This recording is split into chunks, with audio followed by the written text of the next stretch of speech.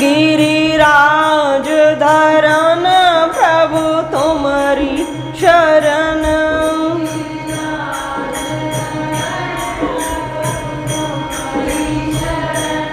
गिरिराज कहे कोई गोवर्धन।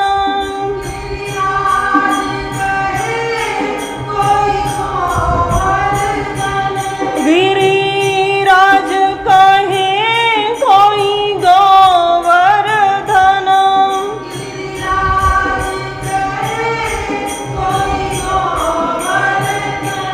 गिरिराज धरन प्रभु तुम्हारी शरण।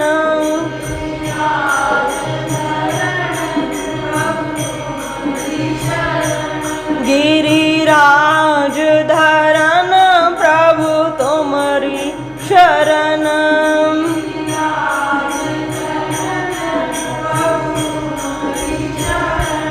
तेरे नाम रूप है वरन वरन। तेरे नाम रूप है वरन वरन।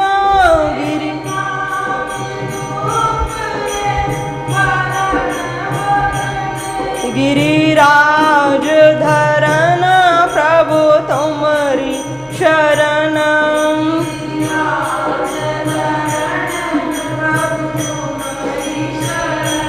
गिरिराज धरन प्रभु तुम्हारी शरण।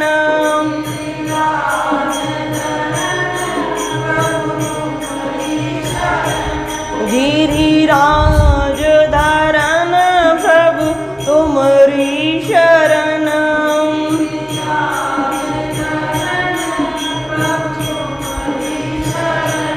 बोलिए श्री सच्चिदानंद भगवान की जय।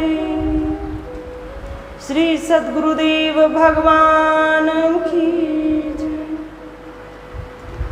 जब कोई भक्त या साधक भगवान से कहता है मैं आपका हूँ, मैं आपका हूँ, मैं आपकी शरण में, मैं आपकी शरण में।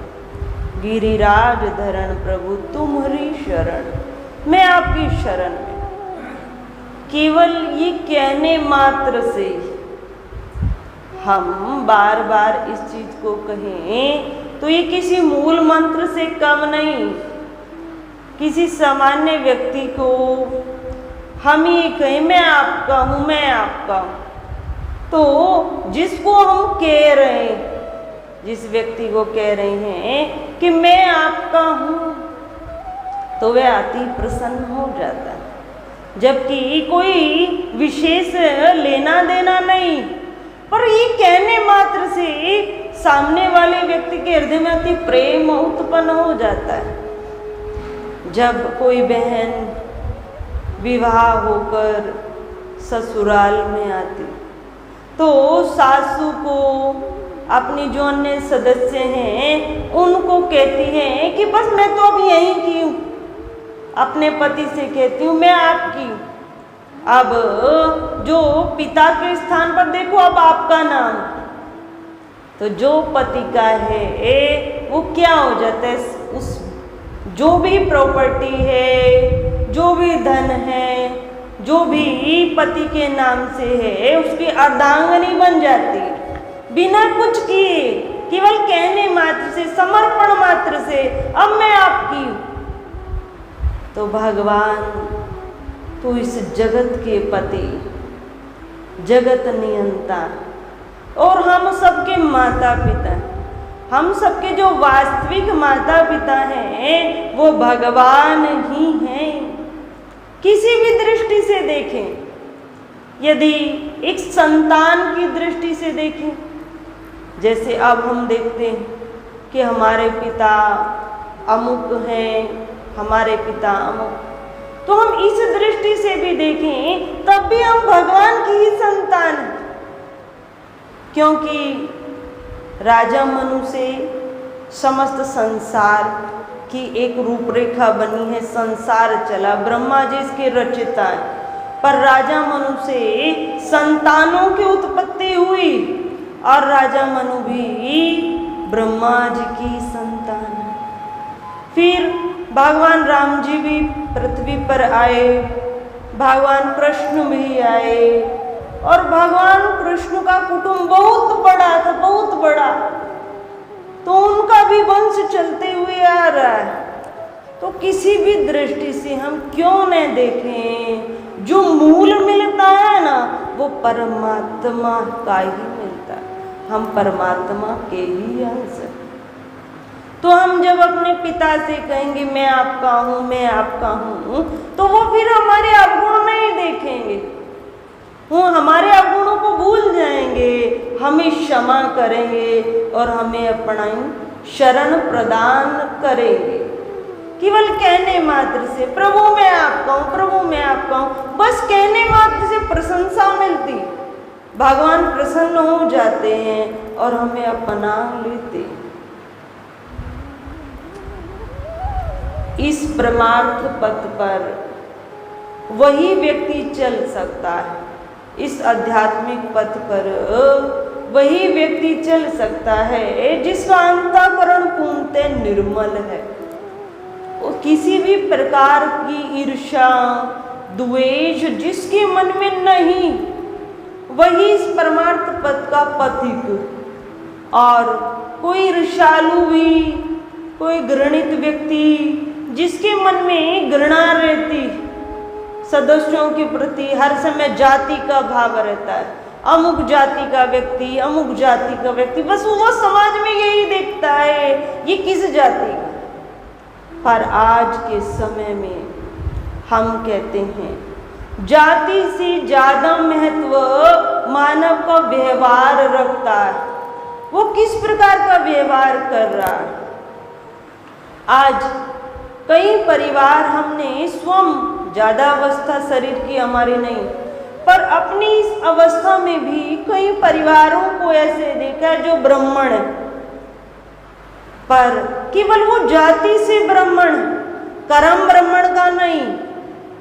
कर्म उनका कैसा है, कर्म देखें तो कोई पदार्थ ऐसा नहीं जिसकी घर में उपयोग नहीं होता, मादक समस्त प्रकार की वस्तुओं का उपयोग होता है, भजन साधन कुछ नहीं, घर में मदिरा का पान भी होता है, घर में कोई विशेष पूजा अर्चना नहीं। जिस प्रकार का उनका व्यवहार है उससे हम उनको कहें कि प्रातः काल यदि किसी ब्राह्मण का दर्शन हो जाए तो समझना चाहिए भगवान विष्णु के दर्शन हो गए, ये शास्त्र कह रहा है। पर क्या इस प्रकार के ब्राह्मणों का दर्शन जो रात्रि में अपने घर के बाहर लेटे रहते हैं पीकर, शराब का सेवन कर, इस प्रकार के ब्राह्मणों का दर्शन, केवल वो जाति से ब्राह्मण है पर उनका कर्म ब्राह्मण का नहीं। तो आज कलयुग में जाति से ज्यादा महत्व मानव का व्यवहार रखता है। हम सबका किस प्रकार का व्यवहार, यदि कोई भाई ब्राह्मण भी नहीं पर वह भगवान का भजन करता है, किसी भी प्रकार का मादक वस्तु का प्रयोग वह नहीं करता, कोई अपराध वह नहीं करता, भगवान में अपनी चित्तवृत्ति को लगाए, तो वह किसी ब्राह्मण से आज के समय में यदि उसकी तुलना की जाए तो ब्राह्मण वही। शास्त्रों ने चर्चा अवश्य की, पर वो कैसे ब्राह्मणों की चर्चा की, हम ध्यान दें। शास्त्रों ने कहा है प्रातः काल यदि ब्राह्मण का दर्शन हो जाए, भगवान का दर्शन हो जाए। वो किस प्रकार के ब्राह्मण की चर्चा की कि जो त्रिकाल संध्या करता है, अर्थात तीनों समय भगवान का भजन करता है और अर्थ प्राप्ति हेतु कोई कार्य नहीं करता, केवल भगवान के निमित्त भगवान की सेवा करता है और उसके निमित्त जो भक्त जन कुछ दे जाते हैं उससे जीवन का निर्वाह करता है। जनेऊ धारी, शिखा सर पर और वस्त्र भी पवित्र धारण करता है। त्रिकाल संध्या करता है, माथे पर हर समय तिलक सुशोभित रहता है, तो उस प्रकार के ब्राह्मण को पूजनीय कहा गया। तब हम सब विचार करें कि हम सबका व्यवहार इस जाति से ही जुड़ा हुआ नहीं होना चाहिए। हम समाज में बैठे कई व्यक्ति हर समय जाति की ही देखते रहते, ये अमुक जाति, ये अमुक जाति। जाति से पहले हम उसका व्यवहार देखें। व्यवहार पवित्र होना चाहिए, व्यवहार शुद्धि से ही परमात्मा मिल सकता है। तो जिसका अंतःकरण शुद्ध है, पवित्र है, किसी प्रकार की ईर्ष्या नहीं है, घृणा का भाव नहीं है, वही इस परमार्थ पथ पर चल सकता है। परमात्मा की प्राप्ति उसे ही हो सकती है। अब ऐसा थर्मामीटर तो कोई बना नहीं कि जो हम चेक करें, जैसे फीवर को करते हैं, शुगर को करते हैं, बीपी को करते हैं, ऐसा कोई थर्मामीटर अभी तक बना नहीं। आगे बन जाए तो कह नहीं सकते। ऐसा कोई थर्मामीटर नहीं बना जिसको चेक कर बताएं कि हमारा अंतःकरण पवित्र है या मलिन। पर हाँ, यदि हम विचार करें तो विचारों के द्वारा एक मीटर ऐसा बना जिसके द्वारा हम चेक कर सकते हैं। वो है, यदि हम अपनी आंखें बंद कर एकांत स्थान पर बैठकर अपने आप को देखें कि मेरे हृदय में किसी के प्रति द्वेष है क्या, किसी के प्रति ईर्ष्या है क्या, किसी के प्रति घृणा का भाव है क्या? क्या मैं ये चाहता हूं कि अमुक व्यक्ति दुखी रहे, दूसरा जो भाई है उसके जीवन में धन न हो? क्या मेरे मन में इस प्रकार का भाव है क्या? यदि हम निद्रावस्था शयन करने जब जाते, अपने उस बिस्तर पर बैठकर 5 मिनट अपने आप को देखें, तब हम देख सकते हैं कि मेरे मन में किसके प्रति ईर्ष्या है, घृणा है, द्वेष का भाव है, या मैं चाहता हूँ अमुक व्यक्ति दुखी बना रहे, इस प्रकार का। यदि हमारे मन में किसी के भी प्रति ऐसा भाव है, घृणा का भाव, हाँ इतना अवश्य, कई बार व्यवहार में कुछ ऐसा हो जाता है, हम किसी भाई से बोलना बंद कर देते, बात करना बंद कर देते, पर उसे भी अच्छे मिले वो बात बंद की, क्योंकि ये हमारी आगे ऊपर लड़ाई न बजे, आगे कोई बहस का विषय न बने, पर उस भाई का नुकसान या उसके प्रति घृणा या उसको कष्ट देने का भाव यदि मन में है, तो फिर हमारा अंतःकरण पवित्र नहीं, क्योंकि अभी तो मलिनता बैठी। अगर किसी ने हमें कष्ट दिया भी, जो कष्ट देता है उसी के प्रति घृणा हो सकती, पर वह कष्ट उस व्यक्ति ने नहीं दिया, वो तो हमें हमारे प्रारब्ध के अनुसार मिला, पर हम उससे घृणा नहीं करें, द्वेष न रखें, ये शास्त्र कह रहा। यदि चाहते हैं हमारा ये परमार्थ पथ सफल रहे, हम आगे निरंतर बढ़ते रहें, तो मन की मलिनता को दूर करना अति आवश्यक है। मन में किसी के प्रति कोई द्वेष हम न रखें। आया है, कुछ समय के लिए आया है, उसको तुरंत हम दूर करें। इस प्रकार अपने आप को हम देखें। गोस्वामी तुलसीदास जी श्री रामचरितमानस में इसको दर्शन कराते हैं, कहते, निर्मल मन जन सोई मोहि पावा, मोहि कपट छल छिद्र न भावा। राम सिया राम सिया राम जय जय राम, राम सिया राम जय जय राम। कि भगवान को निर्मल मन पसंद है। भगवान कहाँ निवास करते हैं? जहाँ मन की पवित्रता है, अंतःकरण पवित्र है, भगवान वहीं वास करते हैं।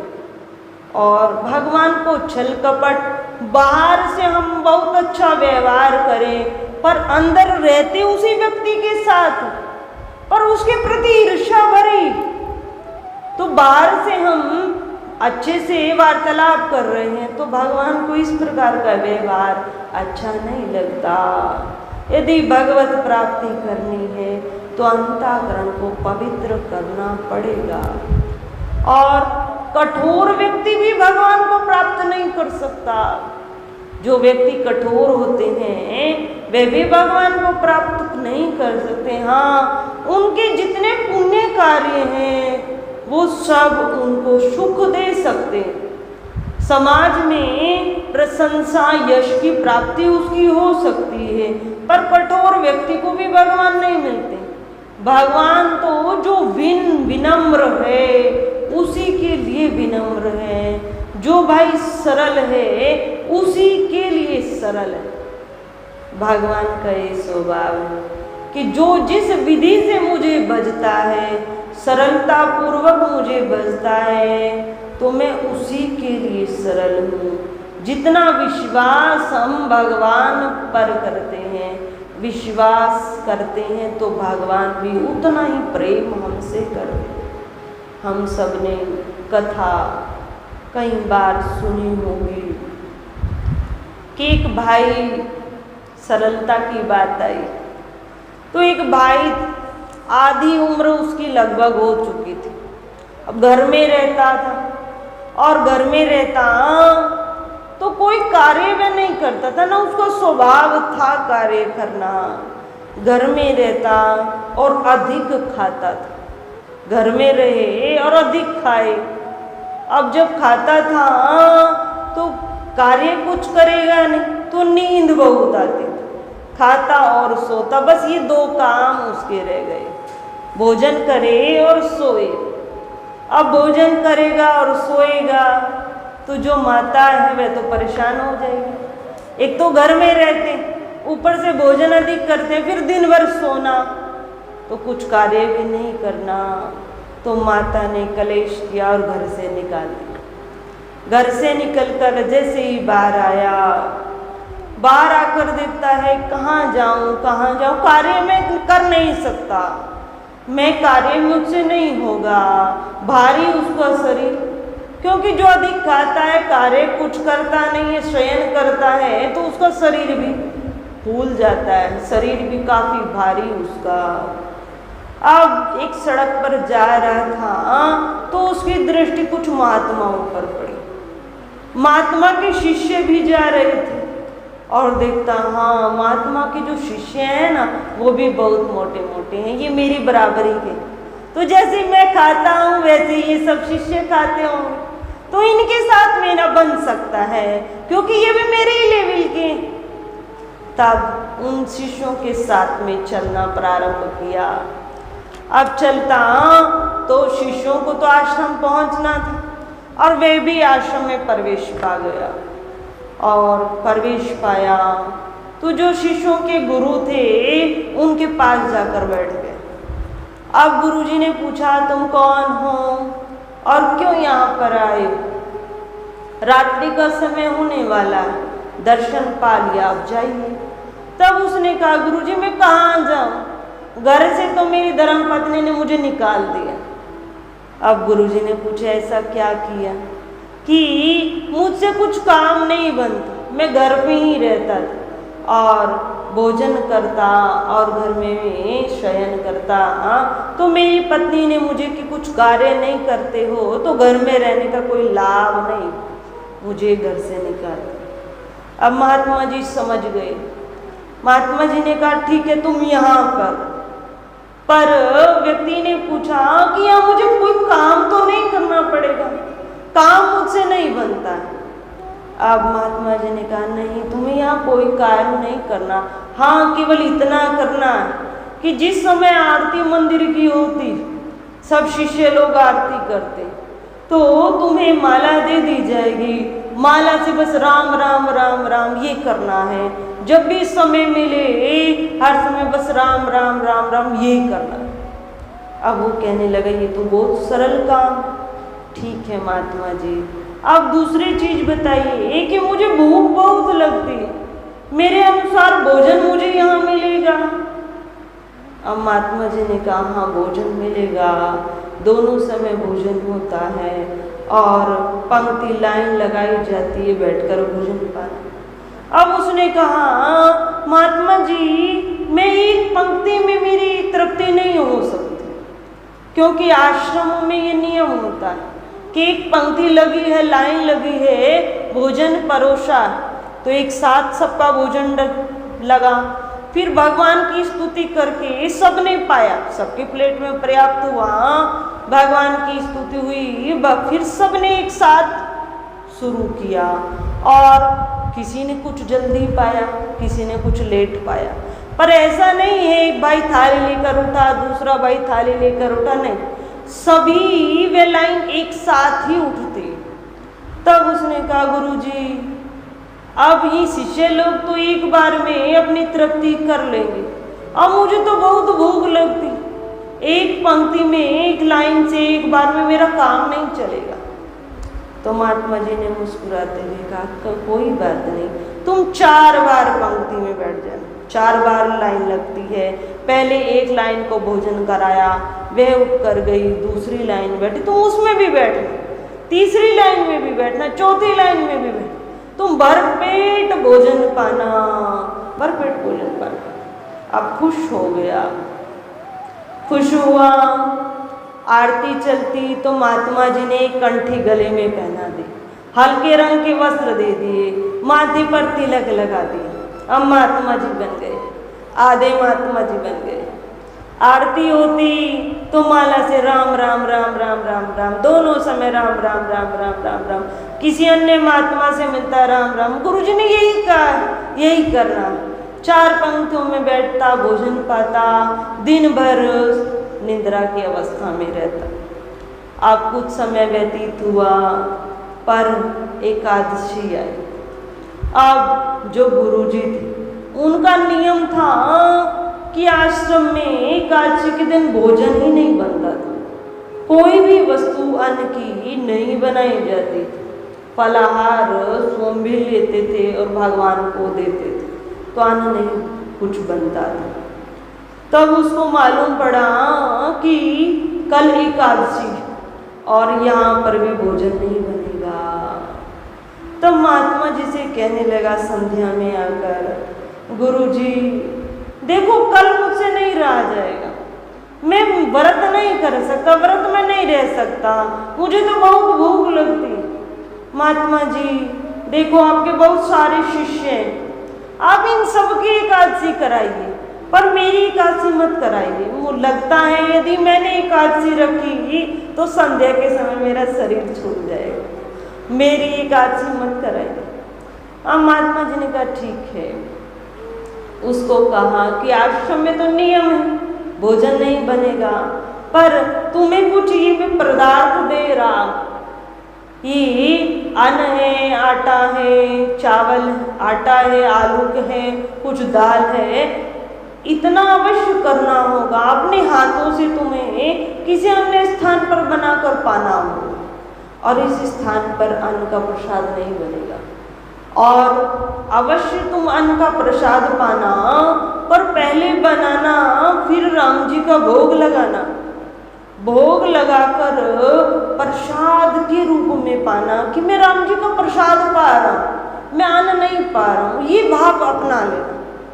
अब गुरुजी ने कहा तो दिमाग में ये सब बातें बैठ गई। गुरुजी ने अपने शिष्यों से उसको राशन दिलवाया और कहा नदी के परली पार कुछ जल भर लेना नदी से, और वहाँ लकड़ी एकत्रित कर वहाँ भोजन बनाना।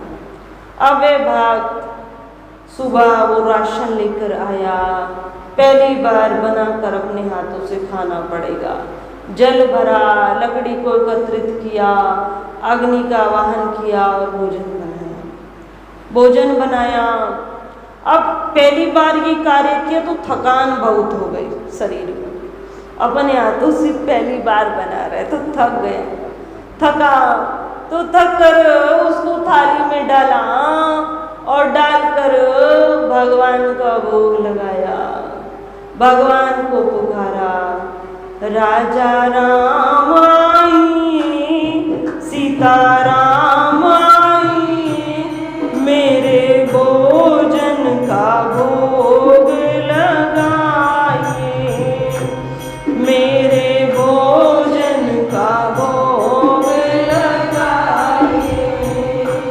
राजा राम आइए, सीता राम आइए, मेरे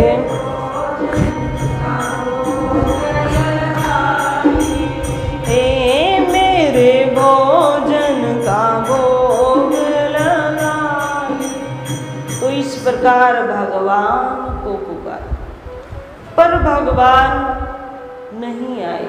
थाली में भोजन रखा, अब नहीं आए तो एक दो बार भगवान को अंतर मन से फिर से पुकारा, फिर से भगवान नहीं आए। तो अब थका हुआ है, भूख भी लगी, पहली बार हाथों से बनाया।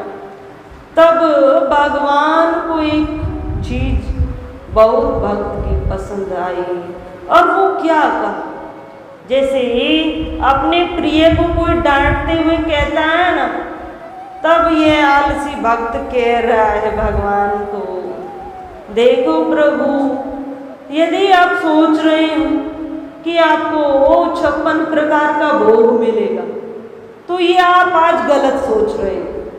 आज एकादशी और मंदिर में आपको वहाँ भोग मिलेगा, प्रसाद भोजन मिलेगा, तो ये भी आप गलत सोच रहे हैं। आज आपको वहाँ पर भोजन नहीं मिलेगा, आप तो बहुत मिष्ठान से पाते हैं, पर आज आप मंदिर में आपको भोजन नहीं मिलेगा। सोच रहे हैं मंदिर में भोजन आएगा। हाँ, ये जैसा भी मैंने बनाया ये तो आप पा सकते हैं, वरना मंदिर में आज आप भूखे ही बैठे रहोगे।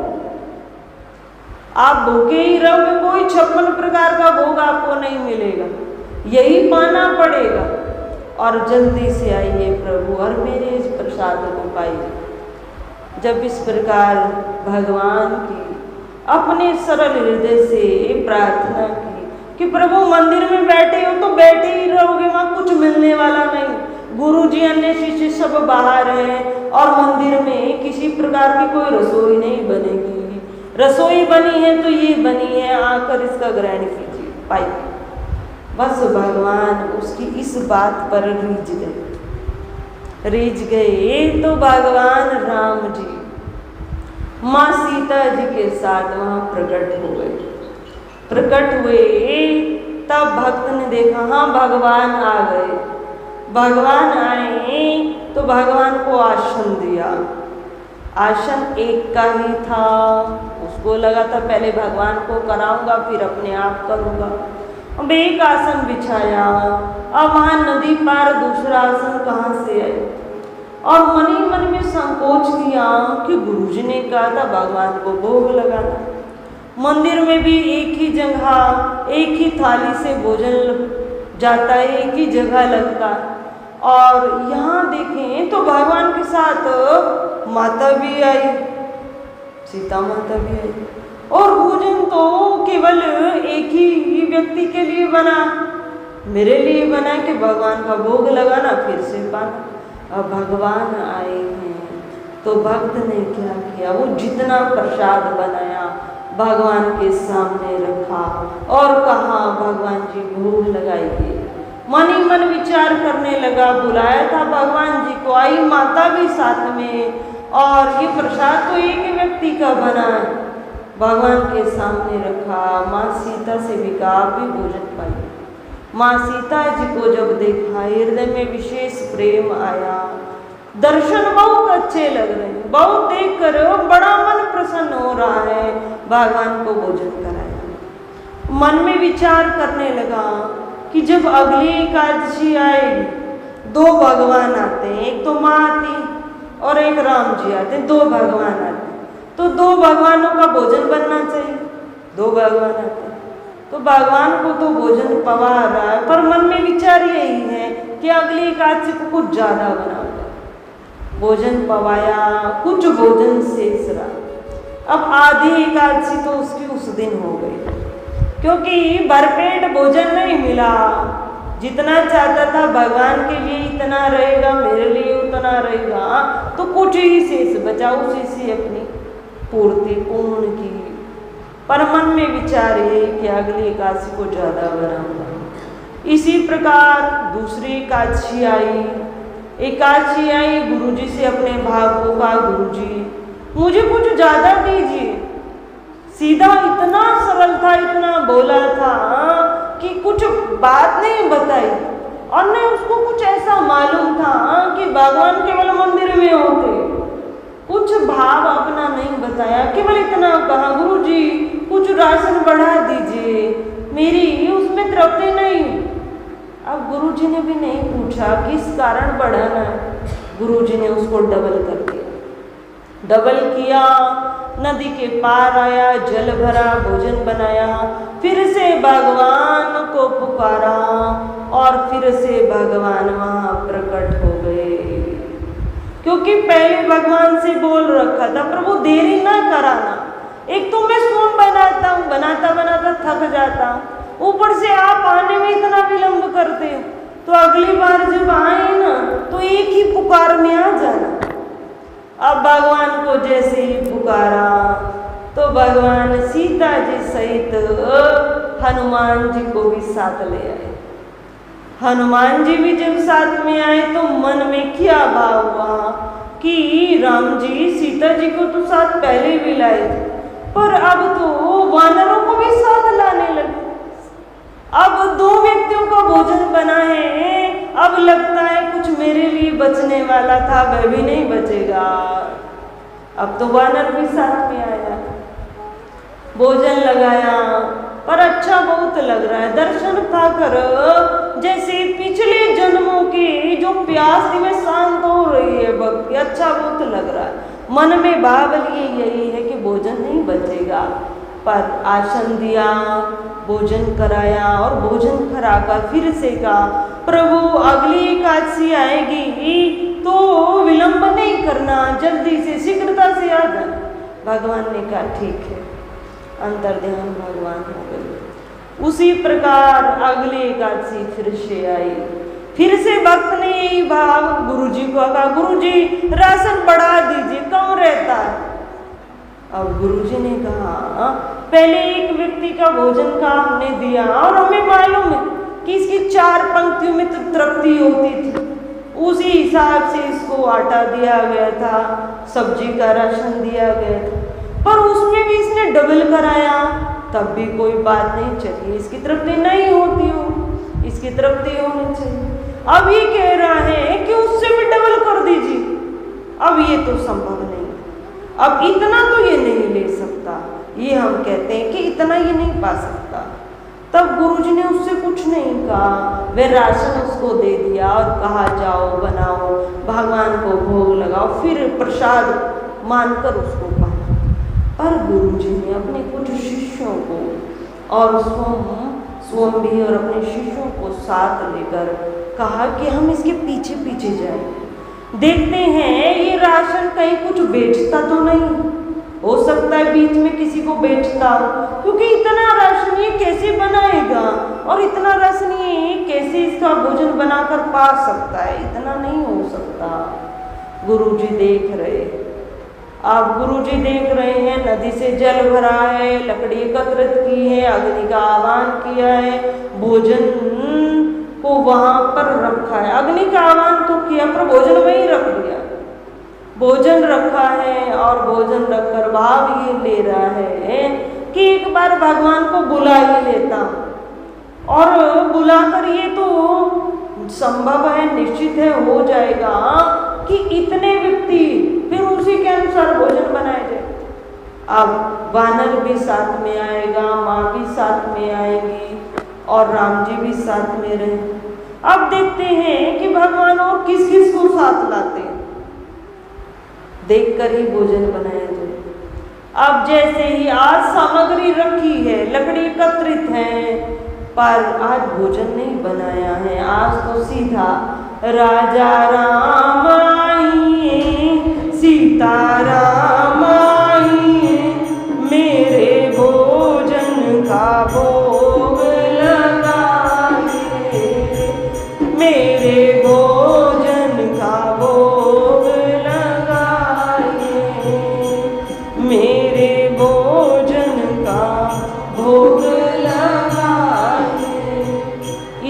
पुकार पुकारा तो भगवान वहाँ प्रकट हो गए। साथ में माँ सीता जी हैं, हनुमान जी हैं, लक्ष्मण जी भी हैं, भरत भैया भी साथ हैं। अब देखो 5 सदस्य साथ में हैं भगवान की। जब देखा 5 सदस्य हैं, सामग्री को देखा, भगवान को देख रहा है, सामग्री को देख रहा है जो भोजन संबंधित है। मन में भाव आया कि आज तो कुछ बचने वाला था, पर लगता है कुछ भी शेष नहीं बचेगा। तो जब बचेगा नहीं, मैं किसके निमित्त बनाऊं? यहाँ आकर अपने लिए भोजन बनाता हूँ, नदी के पार मेहनत करता हूँ, पर मेरे लिए बचेगा ही नहीं। आधी एकादशी तो मेरी 4 आधी एकादशी हुई है, मेरी तृप्ति भोजन से नहीं हुई, पर आज तो कुछ भी शेष नहीं बचेगा, क्योंकि आज 2 और आए भगवान के साथ। यहाँ तो सारे भगवान आने शुरू हो गए। सामग्री रखी, भगवान ने कहा कहाँ भोजन है, हमें अति भूख लगी। तब भगवान से भक्त कहता है कि भगवान से कहता है, हे राम जी, जब मेरे लिए भोजन बचेगा ही नहीं तो मैं बनाऊंगी। अब आपको पाना है, माँ को पाना है, लक्ष्मण जी को पाना है, भरत भैया को पाना है, वानर को पाना है, तो बनाओ और पाओ। मैं तो बैठा हूँ, मैं नहीं बनाऊंगा। भक्त ने जब ऐसा कहा कि बनाओ और पाओ, तो भगवान राम जी ने जानकी की तरफ देखा। जानकी जी समझ गई भगवान आज्ञा कर रहे हैं। लक्ष्मण जी की तरफ देखा तो लक्ष्मण जी समझ गए भगवान आज्ञा कर रहे हैं। भरत भैया की तरफ देखा तो भरत भैया समझ गए भगवान आज्ञा दे रहे हैं। हनुमान जी की तरफ देखने की दृष्टि ऐसा भगवान ने देखा ही नहीं, क्योंकि हनुमान जी पहले ही समझ गए, वो तो सेवक। तब माता भोजन बनाने की तैयारी करने लगी। हनुमान जी लकड़ी एकत्रित कर लाने लगे, क्योंकि लकड़ी कम थी। भरत भैया अग्नि का सामग्री का प्रबंध करने लगे। लक्ष्मण जी सब्जी बिनारने लगे और माता जी भोजन बनाने लगे। तो देखो माता चौका बना रही, भोजन बना रही। भरत भैया, लक्ष्मण भैया, हनुमान जी सब सेवक के रूप में कार्य कर रहे हैं। भगवान राम जी बैठे। जब इस दृश्य को संत ऋषि महात्माओं ने, जो सिद्ध, एक सिद्ध लोग जहाँ सिद्ध साधु महात्मा रहते हैं, जो संसार लेवल से बहुत ऊपर उठे, उन्होंने देखा माँ सीता जी चौका बनाएंगी, भोजन बनाएंगे, भरत भैया सब सेवक के रूप में कार्य करेंगे, तो माँ के हाथों का प्रसाद तो हम भी पाएंगे ना, जगत जननी है माँ। तो सभी सिद्ध साधु महापुरुष वहाँ प्रकट हो गए। जब देखा भक्त ने कि माँ बैठी है भोजन बनाने, अन्य सब सेवा कर रहे हैं और इतने साधु महात्मा वहां प्रकट हो गए, तब अपनी आंखों को बंद कर लिया कि लगता कुछ बच जाए, पर अब कुछ बचने वाला नहीं है, क्योंकि ये साधु महात्मा सब वहां उपस्थित हो गए। अब कुछ नहीं बचेगा। अपनी आंखों को बंद कर लिया। अब आंखें बंद और पेड़ के किनारे, पेड़ की शाखा जो है, जो पेड़ का तना है, उसका सहारा लेकर भक्त बैठा है, जैसे बहुत बड़ी चीज कुछ छीन गई। वो है भोजन, कि आज भोजन नहीं मिलेगा। इस अफसोस में उस पेड़ के तने का सहारा लेकर, कमर लगाकर वो भक्त आंख बंद कर बैठा है। भोजन नहीं मिलेगा, भोजन नहीं मिलेगा। इतने भगवान आए। गुरु जी कहते हैं एक भगवान, एक भगवान, भगवानों की लाइन लगी है, इतने भगवान। मन में विचार कर। अब इस दृश्य को जो गुरु जी, अन्य शिष्य हैं, वो सब देख रहे हैं, क्योंकि गुरु जी का भाव था ये सामग्री इतनी अकेला नहीं खा सकता। पर गुरु जी को और अन्य सदस्यों को कोई भगवान वहां नजर नहीं आ रहा, केवल वे सामग्री रखी हुई और भक्त बैठा हुआ, 2 चीजें नजर आ रही। तब देखा गुरु जी ने कि ये भक्त तो तने के सहारे कमर लगाकर बैठा है, आंख बंद कर, सामग्री सब रखी। हो सकता है कुछ देर में कोई इसको लेने आता हो। तो देखते रहे गुरु जी, शिष्यगण देखते रहे। तब गुरुजी पास आए, समय काफी हुआ। गुरुजी आए और कहा, भोजन क्यों नहीं बनाया? ये सब सामग्री लेकर आया कि इतनी सामग्री से कार्य नहीं चलता, गुरुजी डबल कर दीजिए, ये सब रखी, क्या बात है, भोजन क्यों नहीं बना? जब इस प्रकार के वचन कानों में भक्त के पड़े, तब उसने कहा, गुरुजी आप देखो तो सही, इतने सारे भगवान आए और फिर इतने सारे साधु महात्मा आए, जब भोजन बचेगा नहीं तो मैं बनाऊं किस लिए? मेरे लिए कोई भोजन बचने वाला नहीं, तो मैं किसके निमित्त बनाऊं? आपने कहा था केवल भगवान आएंगे और राम जी का भोग लगाकर पाना, पर राम जी के साथ पहले सीता माता आई, फिर वानर राजा आए, वानर को साथ में लेकर आए, फिर भरत भैया लक्ष्मण सब आए, इतने सारे भगवान हैं। गुरुजी अब भगवानों को ही पाना है तो भगवान बनाए और भगवान पाए, गुरुजी मैं नहीं बनाऊंगा। अब गुरुजी सोचने लगे, ये ऐसी बातें कैसे कर रहा है, सामग्री सामने रखी। तब गुरुजी ने कहा, क्या तुम्हें राम जी दिखाई दे रहे? तब भक्त ने कहा, हाँ प्रभु, राम सामने बैठे, माता सीता भोजन बना रहे और अन्य जितने सदस्य गण है सब सेवा में लगे। तब गुरुजी ने कहा भक्त से, ये दृश्य मुझे दिखाई नहीं दे रहा, तो झूठ कह रहा है। पर भक्त ने गुरु के चरणों को पकड़ा, नहीं गुरुजी मैं सत्य कह रहा हूँ, सब भगवान सेवा में लगे हैं, भोजन बना रहे। तब गुरुजी ने आंखों में जल भरा और उस भक्त से कहा, सत्य सत्य बता, तुम जो पहले भोजन तुमने बनाया, भगवान को बुलाया, क्या भगवान खाने आए? आज अब पहली बार उस भक्त ने गुरुजी को सत्य बताया कि गुरुजी जिससे आपने कहा था कि भगवान को भोग लगाना, मैंने भगवान को भोग लगाया, भगवान नहीं आए। मैंने फिर से भगवान को पुकारा, फिर नहीं आए। मैंने जब तीसरी बार भगवान को पुकारा और ये सब कहा कि यदि आज आप सोच रहे हैं कि आश्रम में आपको भोजन मिलेगा, तो आपकी गलत धारणा है, वहाँ तो भूखे बैठे रहोगे, वहाँ कोई 56 प्रकार का भोग नहीं मिलेगा। आज जैसी रूखी हैं सूखी हैं यही भोजन मिल सकता है, तो आप विलंबना करते हो, भगवान मेरा भोजन पाइए। तब भगवान राम जी माँ सीता को लेकर आए और भोजन पाकर गए। कुछ ही सेच रहा गुरुजी, मैंने कुछ ही पाया, आधी एकादशी मेरी हुई, मेरी तृप्ति नहीं हुई। फिर गुरुजी मैंने अगली एकादशी में आपको कहा कि राशन बढ़ा दीजिए, क्योंकि मैं केवल सोच रहा था राम जी आएंगे, अगली एकादशी में माँ जानकी भी आएगी। तो गुरुजी अगली एकादशी में 2 प्राणियों का भोजन बना, पर 2 प्राणियों में भी माँ जानकी साथ में, थोड़ा सा भोजन मेरे लिए बचा। तीसरी में वानर राज भी आए और चौथी एकादशी में तो गुरुजी सारे देवी देवता आ रहे। जैसे ही ये गुरुजी ने सुना तो आंखों से नेत्रों से जल भराया और कहा कि तेरे भाव की जितनी प्रशंसा की जाए उतनी कम। सत्य बता, राम आए हैं तो एक बार मेरे कहने से भगवान राम से कहे कि आप जब मुझे दर्शन दे सकते हैं तो मेरे गुरुजी को दर्शन क्यों नहीं दे रहे? मेरे गुरुजी को भी आप सबका दर्शन।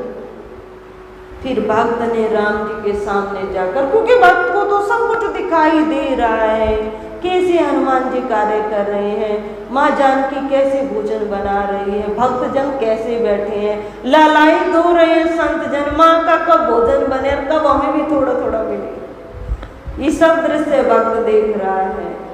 भक्त ने आकर राम जी से कहा कि मैं तो कुछ भी नहीं, न मैं धर्म जानता हूँ, न मैं शुभ कर्म जानता हूँ, मैं तो खाता हूँ सोता हूँ, और मेरे गुरुजी तो ब्रह्म मुहूर्त में उठकर आपका ध्यान करते, ब्रह्म मुहूर्त में उठकर आपको भजते और पूरा दिन व्रती आप में लगी रहती है, तो मेरे गुरुजी के आपको दर्शन क्यों नहीं हो रहे?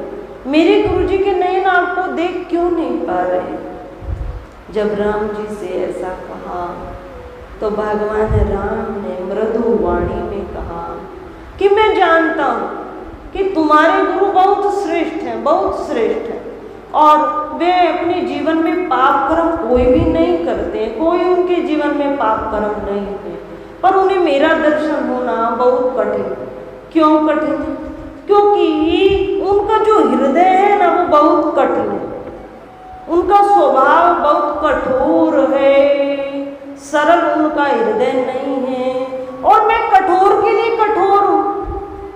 यदि कोई कहे भगवान को प्राप्त करने में बहुत जन्म लग जाते हैं, इतनी क्रियाएं करनी पड़ती हैं, बड़े बड़े अनुष्ठान लगाने पड़ते हैं, तो ये सत्य बात है।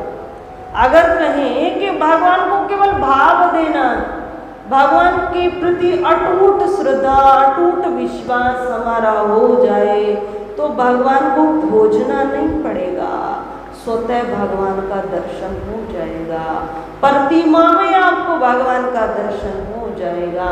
बस अपने अंतःकरण को सरल बनाने की आवश्यकता है। जैसे ही राम जी के वचनों को गुरु जी ने सुना तो आंखों से झरझर आंसू आए और कहने लगे, यदि मेरे जीवन में सत्कर्म है तो उस सत्कर्म के लिए मुझे एक बार दर्शन दे दीजिए।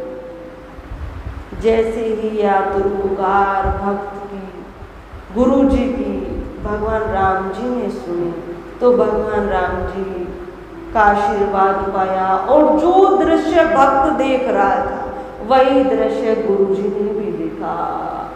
गुरु जी ने देखा माँ जानकी जी भोजन बना रही हैं, भरत भैया सहायता कर रहे हैं, हनुमान जी लकड़ी एकत्रित कर ला रहे हैं, लक्ष्मण भैया सब्जी काट रहे बिना रहे, और साधु संत महात्मा पंक्ति लगाए बैठे हैं, हमें भी मिले हमें भी मिले। इस दृश्य को देखा, भाव विभोर हो गए, आंखों से आंसू आने लगे और उस भक्त को गले से लगा लिया, उस शिष्य को गले से लगा लिया। कि कहते हैं गुरु जी के कारण शिष्यों को भगवान के दर्शन होते हैं। आज तुम मेरे गुरु जी हो क्योंकि तुम्हारे कारण मुझे भगवान के दर्शन हो। तो भगवान को पाना यदि हम समझे बहुत कठिन है, बहुत कठिन है, तो कठिन है तो फिर कठिन है। और यदि ये माने नहीं, जिस दिन हमारा दृढ़ विश्वास, दृढ़ श्रद्धा, दृढ़ आस्था भगवान में हो जाएगी, उसी दिन हमें भगवान में, मंदिर में हम आएंगे, हमें प्रतिमा का दर्शन नहीं होगा, साक्षात ठाकुर जी का दर्शन हमें होगा। मेरे ठाकुर जी अत्यंत सुंदर हैं, अत्यंत सुंदर मेरे ठाकुर जी ने पोशाक पहनी है, मैं अपने भगवान से मिलकर आ रहा हूँ, इस प्रकार का भाव हृदय में उत्पन्न हो जाएगा। तो भगवान सरल को बहुत जल्दी मिलते हैं। तो हम अपने हृदय को देखें, उसमें किसी प्रकार का द्वेष तो नहीं रहा, उसमें किसी प्रकार की किसी के प्रति कोई कष्टकारक भावना तो नहीं, निर्मल मन हमारा हो, सहज स्वभाव हमारा हो, तो भगवान राम अवश्य मिलेंगे, अवश्य मिलेंगे। बोलिए श्री सच्चिदानंद भगवान की जय। कल एक भक्त ने हमसे ये कहा था कि साध्वी जी अमुक भक्त की कथा सुना दीजिए, पर हमने उनसे कहा कि जैसी व्यासपीठ की इच्छा, तो कल तो वे चर्चा नहीं आई, आज स्वतः स्वाभाविक वे चर्चा हो गई। जैसी इस व्यास मंच की इच्छा, कल चर्चा चल रही थी कि माता कैकेयी ने महाराजा दशरथ से 2 वर मांगे, वह 2 वर उनकी धरोहर थी। पहले जो माता को राजा दशरथ जी ने 2 वर दिए थे, माँ ने उस समय तो वे वर नहीं मांगे थे।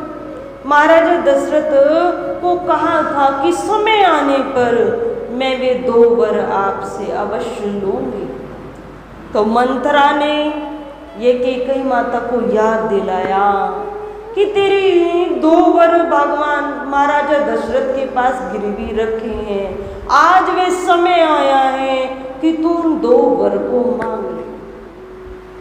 के समय आया है कि अयोध्या नगर में तैयारी चल रही है, कल राम का राज्याभिषेक होगा, कल भगवान का राज्याभिषेक होगा, और उस समय ये वर मांगने की बुद्धि मंथरा ने माता कैकेयी को दी। कैकेयी की जब समझ में ये बात आई, हाँ मंथरा तुम सही कह रही, और महाराजा दशरथ जब संध्या के समय मिलने आए तो 2 वचन मांगे। 2 वचन कौन से थे? एक वचन में मांगा कि भरत को राज्य सिंहासन मिले, दूसरे वचन में मांगा कि भगवान राम जी का 14 वर्ष का वनवास हो जाए। अब भरत जी ने, महाराजा दशरथ ने कहा कि कैसे, जब ये सुना कि कहीं तो इतनी कठोर कैसे हो सकती, ठीक है मेरे लिए तो चारों बराबर है, और मेरा राम, मैं जानता हूँ राम को, वह भले ही ज्येष्ठ पुत्र है, वो तो अति प्रसन्न हो जाएगा, मेरे भ्राता भरत को राज्य सिंहासन पर बिठाया जाए, वे अति प्रसन्न हो जाएगा, उसके मन में किसी के प्रति कोई द्वेष नहीं है। पर हे कैकेयी, तू राम के लिए वनवास क्यों मांगती? मेरे प्राणों से प्रिय राम के लिए 14 वर्ष का वनवास ऐसा क्यों मांगती है? तो भरत के लिए सिंहासन चाहती है तो कोई बात नहीं, पर राम के लिए 14 वर्ष का वनवास मत मांग। तो राम के लिए 14 वर्ष का वनवास नहीं मांग रही है, मेरे प्राणों को मांग रही। बहुत प्रकार से समझाया, पर जिसको समझना नहीं, जिसको अपना अपना तर्क है, समझना नहीं है, फिर उसे भगवान भी आकर क्यों न समझाए, वह समझता नहीं है, उसकी बुद्धि में अपना तर्क है। माता पार्वती को, सती को भगवान शंकर ने समझाया था, सती ये मेरे इष्ट राम जिनको तुम कह रही हो, ये राजा दशरथ का पुत्र है, स्त्री वियोग में भटक रहा है, और स्त्री वियोग में कह रहा है सीता कहाँ है, सीता है कहाँ, मेरी सीता कहाँ है, सीते कहाँ, ये दशरथ का पुत्र है, माँ सती ने कहा था। पर भगवान शंकर ने माँ से कहा था नहीं, ये मेरे इष्ट राम, भगवान विष्णु के अवतार। पर माँ सती ने नहीं माना था, क्योंकि हृदय में संशय बैठा था, नहीं माना, परीक्षा ली, और परीक्षा में भी क्या पाया, क्या मिला? एक बार नहीं, भगवान शंकर ने समझाया कि दक्ष ने जब यज्ञ में नहीं बुलाया तो भगवान शंकर ने समझाया, भले ही मन से त्याग कर रखा था, पर उसके पश्चात भी भगवान ने समझाया, सती बिन बुलाए अपने मायके नहीं जाना चाहिए, और मायके ही नहीं, कहीं भी नहीं जाना चाहिए बिना बुलाए। केवल गुरु के दर को छोड़कर और भगवान के द्वार को छोड़कर बिना बुलाए कहीं नहीं जाना चाहिए, चाहे फिर अपना ही पुत्र क्यों न हो, नहीं जाना चाहिए। माँ को भगवान शंकर समझा रहे, पर माँ ने नहीं मानी, तो क्या रहा, क्या रहा? तो उसी प्रकार महाराजा दशरथ, जिनको सभी नीतियों का ज्ञान, जो विवेकवान, भगवान राम जी के पिता, कैकेयी को समझा रहे हैं, पर जिसको समझना नहीं है उसको विधाता भी आकर समझाएं तो कोई लाभ मिलने वाला नहीं। तो इस प्रकार माँ कैकेयी ने 2 वर मांगे, 2 वर मांगे भगवान राम जी को। जब ये बात ज्ञात हुई, रात्रि का समय है, मंत्री को राजा दशरथ ने बुलाया, सुमंत मंत्री को, और उनसे कहा राम जी को बुलाया जाए। राम जी आए, राम जी को समस्त बात मालूम पड़ी, चर्चा आई, तो भगवान राम जी हर्षित हो गए, कोई कोप नहीं किया, और कहा एक आज्ञाकारी पुत्र का धर्म कि अपने माता पिता की आज्ञा का पालन करना। माँ ने मेरे लिए अच्छा ही सोचा, इसमें मेरा हित, यहाँ राज सिंहासन पर मैं बैठकर केवल राज्य की ही रक्षा कर सकता हूँ, जितने राज्य में नगरवासी हैं उनका ध्यान रख सकता हूँ, उनके जीवन निर्वाह हेतु उचित वस्तुओं का प्रबंध कर सकता हूँ। पर माँ ने तो मेरे लिए बहुत अच्छा सोचा है। माँ ने सोचा है मैं तापस वेश में, तपस्वियों के वेश में 14 वर्ष वनवास में रहूंगा और वहां मुझे सिद्ध महापुरुष को दर्शन करने को मिलेगा, उनकी सेवा का परम सौभाग्य मुझे मिलेगा। तो माँ ने तो मेरे लिए हितकर सोचा। पिताजी आप क्यों संकोच कर रहे हैं, पिताजी आप क्यों व्याकुल हैं? महाराजा दशरथ को समझाया, पर महाराजा दशरथ ने वृद्धावस्था में पुत्रों को पाया और भगवान राम, जिसकी दृष्टि भगवान राम पर पड़ती थी, उनके तो विकार नष्ट हो जाते थे, हृदय में अति आनंद उत्पन्न हो जाता था। ऐसे प्राणों से प्रिय अयोध्या नगरी को ये जितने नगरवासी थे वे सब कहते थे कि राम हमें बहुत प्यारे। जिस प्रकार हम अपने प्राणों की रक्षा करते हैं, प्राणों से प्रेम करते हैं, उस प्रकार का प्रेम भगवान राम से हम करते हैं। तो इस प्रकार भगवान को 14 वर्ष का वनवास हुआ। कथा बहुत लंबी, कल अवश्य इसकी चर्चा करेंगे। परसों सुंदरकांड का पाठ रहेगा। गर्मी बहुत, गर्मी को देखते हुए सुंदरकांड का पाठ अवश्य मंगलवार में रहे। पर कुछ माताओं का ऐसा आग्रह भी रहा कि 4:30 तक नहीं आ पाए तो 4:45 तक अवश्य आएंगे। पर व्यासपीठ पर बैठकर कहा कि 4:30 तक आएंगे तो आएंगे। उसमें हमने उनसे कहा कि देवी जी आप भले ही 4:45 तक आ जाना, पर 4:30 तक ईश्वर कृपा से हम आकर स्तुति करेंगे और एक हनुमान जी का भजन अवश्य करेंगे तो 4:45 हो जाएंगे। आप आएँ और सब मिलकर सुंदरकांड का पाठ 4:30 से रहेगा तो सब सामूहिक रूप से करें। और बहुत सुंदर सुंदरकांड, तो सुंदरकांड जिसके जीवन में सुंदरकांड का अध्ययन करने का भाव आ जाता है, केवल सुंदरकांड को पढ़ने का, सुनने का भाव आ जाता है, तो जीवन में जो विपरीत इससे घटनाएं हो रही हैं, दुख है, कलेश है, वो स्वतः नष्ट हो जाता है सुंदरकांड को पढ़ने से। क्योंकि सुंदरकांड रामचरितमानस का वह मूल कांड जिसमें राम जी को भी सुख मिला, माँ जानकी को भी सुख मिला, सबसे बड़ा और समस्त प्रकार की एक योजना का, किस प्रकार राक्षसों का वध होगा, समस्त प्रकार की जो शुभ सूचनाएं वो सुंदरकांड में आई। इसलिए जीवन में यदि हम चाहते हैं सब मंगल ही मंगल, तो मंगलवार के दिन सुंदरकांड अवश्य करना है। बोलिए श्री सच्चिदानंद भगवान की जय, श्री सद्गुरुदेव भगवान की जय। पीनी है तो बूटी हारी नाम वाली पी,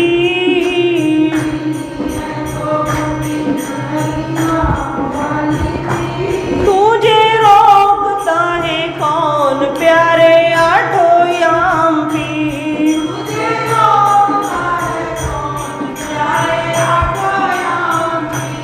तुझे रोकता है कौन प्यारे शोभा शाम पी,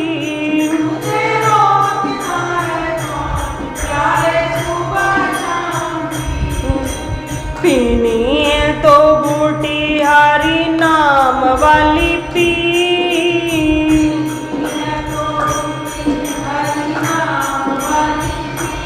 तुझे रोकता है कौन प्यारे शोभा शाम पी,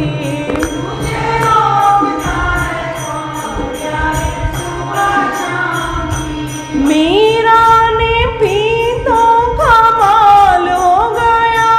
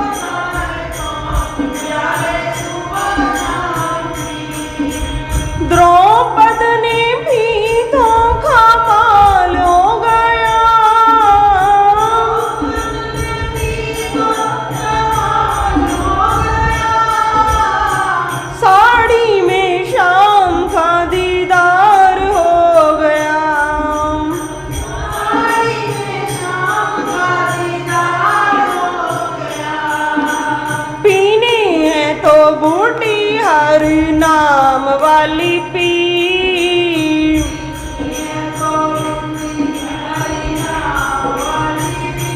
तुझे रोकता है कौन प्यारे शोभा श्याम पीर।